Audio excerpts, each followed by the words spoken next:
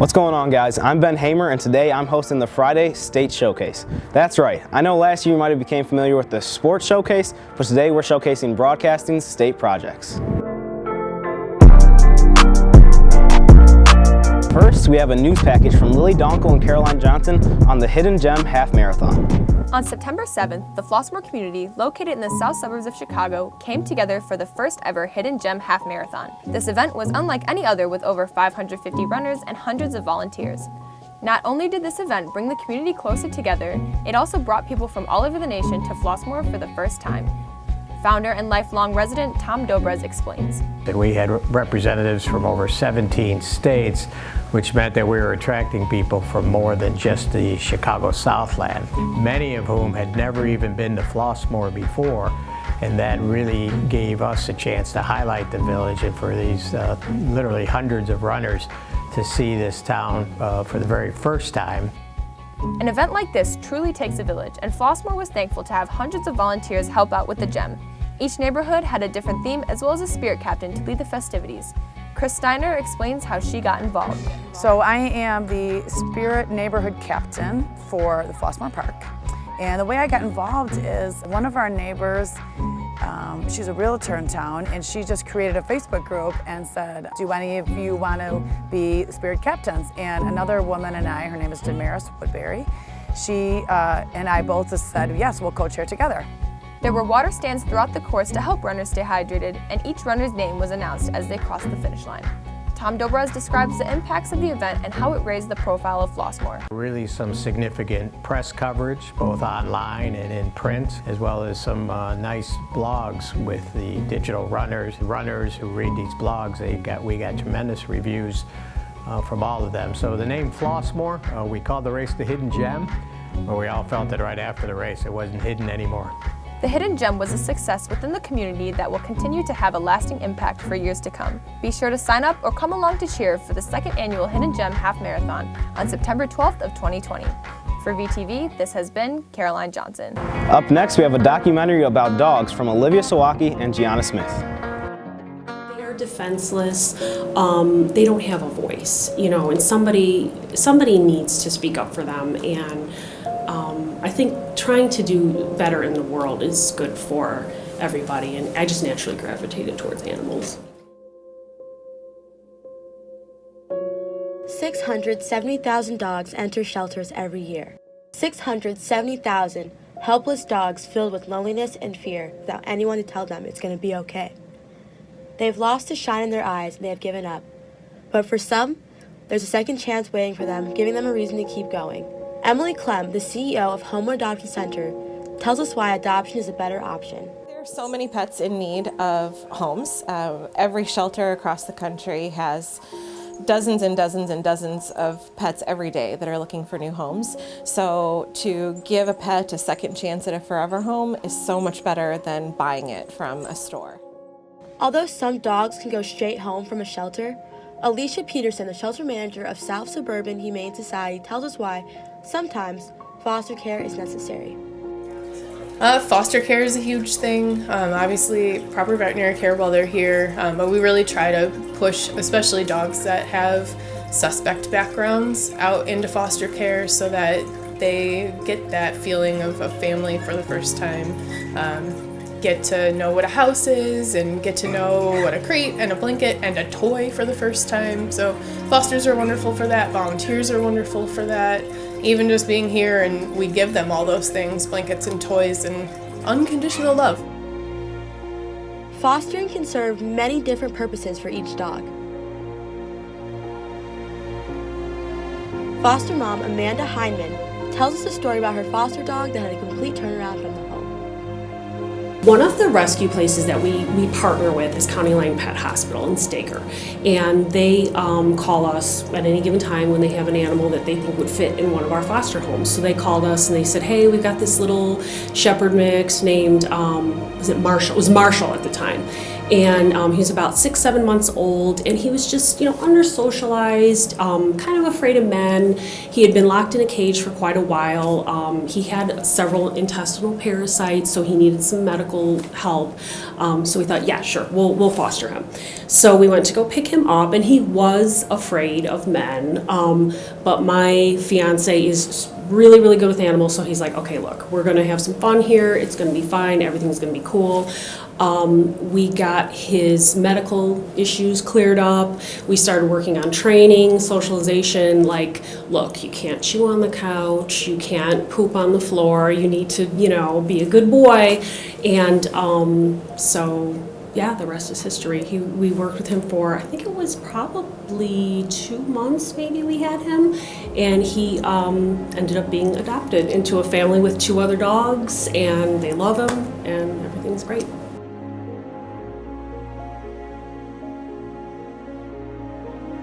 Marshall, who is now Max, is one dog of many who has had his life completely changed from being in foster care.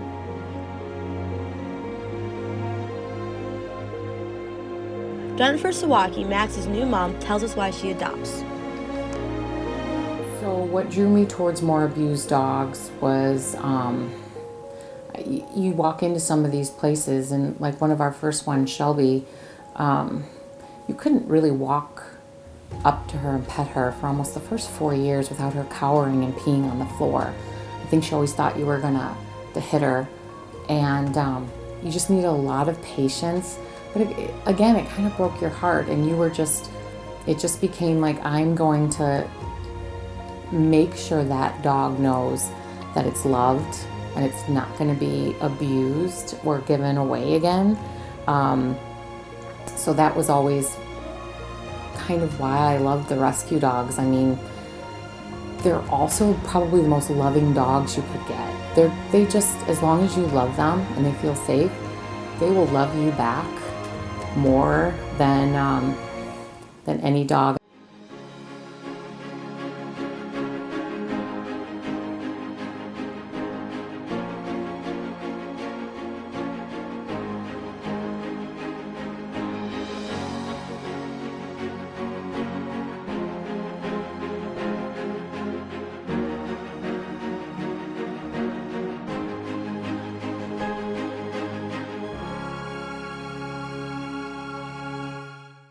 Now, in the public service announcement category from Ethan Eisenberg and Abria Smith, there's a gun violence PSA.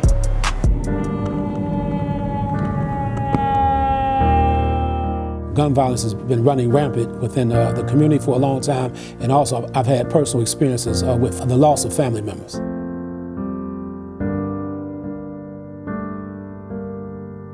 A lot of times when you're out here working with gang members and guys that have the propensity to shoot and kill somebody, it's not easy work. Hurt people hurt other people. In Chicago, we have over 450 people killed every year for the last 10 years or whatever the case may be.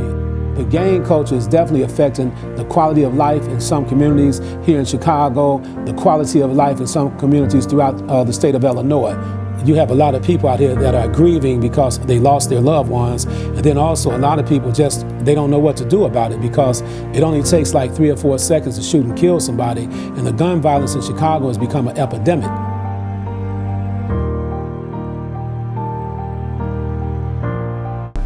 Up next, Ben Turnquist and Langston Johnson made a news package on the Walk of Hope. Check it out. On Sunday, October 6th, a local organization, the Cancer Support Center, hosted their annual event, the Walk of Hope. The Cancer Support Center provides various programs to those who are affected by cancer in any way. In order to fund these programs, they must host numerous fundraisers throughout the year, and their largest is the Walk of Hope.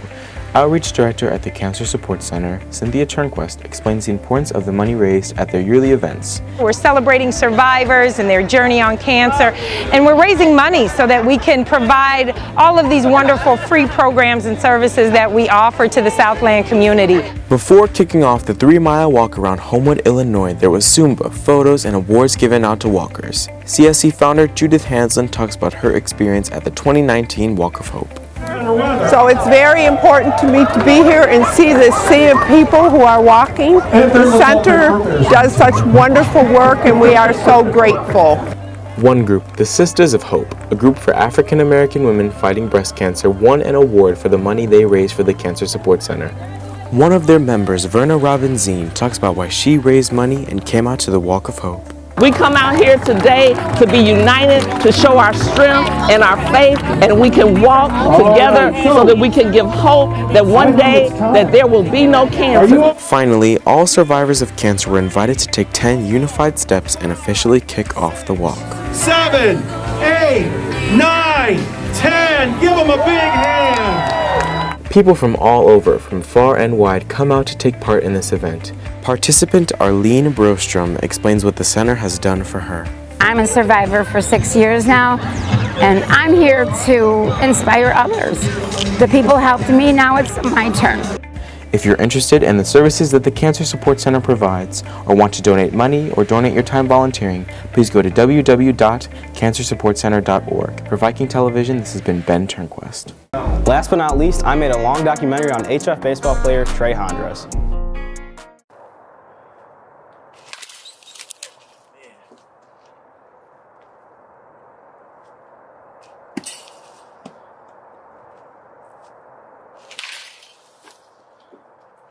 I got into baseball from my dad. One day, we're sitting downstairs on the couch watching the White Sox play, and he fell asleep on me, and I stayed up. I actually watched the whole 9 innings of the game, and then that's when I knew that I really liked baseball. And then ever since, my dad, he provided his time into me. He saw that I had some good eye coordination, so he just put forward everything into me after that.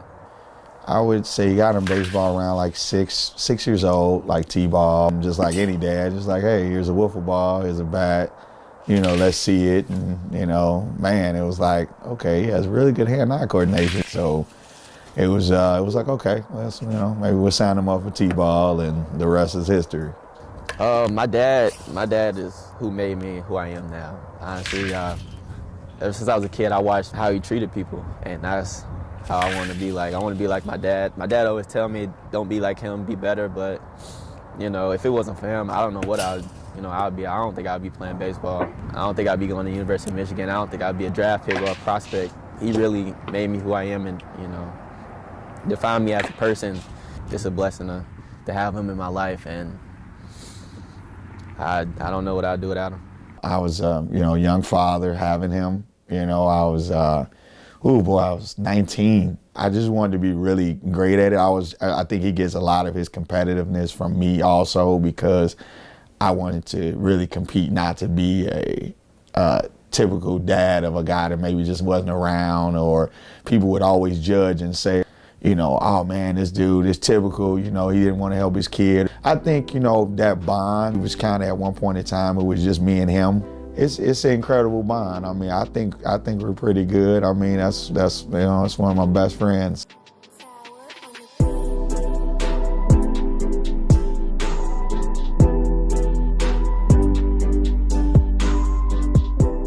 I joined Jackie Robinson West when I was 12 years old. I played with them for a year, and we made a good all-star team. Everybody on that team, we all played together, played against each other. We tried to make a bid to go to the Little League World Series.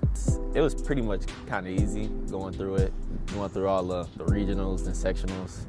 We pretty much blew out every team. At the championship game to go to the Little League World Series, we were down by a couple runs. Getting to the last game, of course, you know, scary, because one thing in baseball, it's hard to beat a team twice, you know, and they would have had to beat the team that they played in the championship twice. But through dramatic fashion, Trey helped spark that comeback, and one of his other teammates hit a ball that we still will never forget to this day, that ended up ultimately winning that game. You know, so and then now, you know, you win that, and then it's like, oh my God, you're going to the Little League World Series. Chicago's Jackie Robinson West Little League. Chicago's Jackie Robinson's West Little League is the first all-black team to make the Little League World Series championship game. Robinson West in Chicago joining us. We have Marquise and we have Trey. Boys, congratulations. Honor to introduce the 2014 Little League World Series United States champions, the members of Jackie Robinson West Little League. When we won the U.S. championship, and we was only, 11, 12 years old, so I didn't really realize how important the game was. When we got back home, that's when it really started to hit me that we had won, and that a lot of people was proud of us. The first thing when we landed, we had fire trucks. spraying water over our plane, and Midway actually cleared out the whole airport for us. And I just remember walking through the airport and everybody's just clapping. And then it just kind of hit me with that what we had did was like really special. We got on the plane, came back, coming to Chicago, and pretty much everybody from Chicago was there to cheer us on while we got on the coach bus. And I mean, it was amazing. You win a national championship, you know, who would ever thought, you know, I mean, you know, some kids from Chicago, an inner city group would be able to make a run at such a, you know, prestigious, you know, event. And I mean, it just brought so many things. I mean, from, you know, meeting the presidents to, you know, talk shows. Trey's a young man who's been in the spotlight, and I think that takes, you know, a lot of courage on his behalf. He's always the guy that everyone looks towards, a guy that's almost like the quarterback of your team. I think he's handled that pressure really, really well, and I think that says a lot about him and his future. He's a guy that's going to be a leader, you know, in the business world or whatever he chooses to do, because of how well he handles adversity and how well he handles the spotlight, and he handles it with grace and he handles it with class, because Trey is class. Trey is dedicated. Trey is committed. Trey is humble. Trey Honders is a competitor. Trey's a leader. Trey is committed. Trey is dedicated. Trey Honders is a leader. Trey is a great teammate. Trey's dedicated. Trey Honders is hardworking. Trey is a hard worker. Trey is very hardworking. Trey is hardworking. Trey is hardworking. Trey is hardworking. He's one of the hardest workers we've had here at HF. I mean, he first guy on the field, last guy to leave the field. He's a young man that works hard in the offseason, works hard at his body. Man, his work ethic is crazy. I see him all the time lifting up at Ho Chunk with Griff all the time. And I've got to play with him for so long, and just to see, I've seen what he's capable of. You know, I've been with him for so long. I see him at his highest, I see him at his lowest, and I really do, I truly think the future's bright for him. I think he could play in the big leagues one day, because he got the work ethic, he got the skill set, he got the swagger to it. Trey is a very talented player, and his talents and hard work and dedication can take him real far, regardless of if his teammates are playing well or complaining and making errors or anything. He always has the same mentality and hard work and drive and trying to win. High energy guy, you know, smiling, always gonna have fun, but he's gonna run through the wall when the game's on the line. He's gonna go through the wall. He's gonna climb the fence to catch the ball. When the game's on the line, he wants to be in the batter's box ready to hit. And I think those things were some of the things that University of Michigan loved about him, was every time they saw him play, he was a high energy type of guy, man. We call it guy with his hair on fire. I ended up at Michigan because they watched me ever since I was in 8th grade till my junior year, and they wanted to see my progression to see if I progressed every year or if I, you know, was better or got stronger or faster, and they saw that I did that, and they gave me an offer. When he leaves, whether or not it's college or, you know, playing pro ball, it'll be different because, you know, the everyday, you know, he's stopping by or coming here to visit or borrow money or or oh my God, my car needs gas or whatever, or just anything, you know. It's a different. Well, house will be a little bit more quieter, but it sits on my mind and wondering, you know, how is it really gonna be? It's gonna be tough next year without Trey because we work hard together, laugh and play all the time, play video games. So it's gonna be tough without him because he ain't gonna be here, so it's just gonna be hard. Trey influences me how I play baseball because he works hard every day, and I want to work hard every day too. So I try to just go outside, hit in the cages whenever he's out there. We both flip toss to each other, hit on the tee with each other, just do the simple stuff. You know, being the older, you know, out of, you know, this group, I mean, he has a huge influence even on my oldest daughter. I mean, she plays the game and she's, you know, making waves herself and making a run that, you know, girls can play baseball also. And I think he's a huge part of that situation because she thinks the world of him and she just loves him for who he is.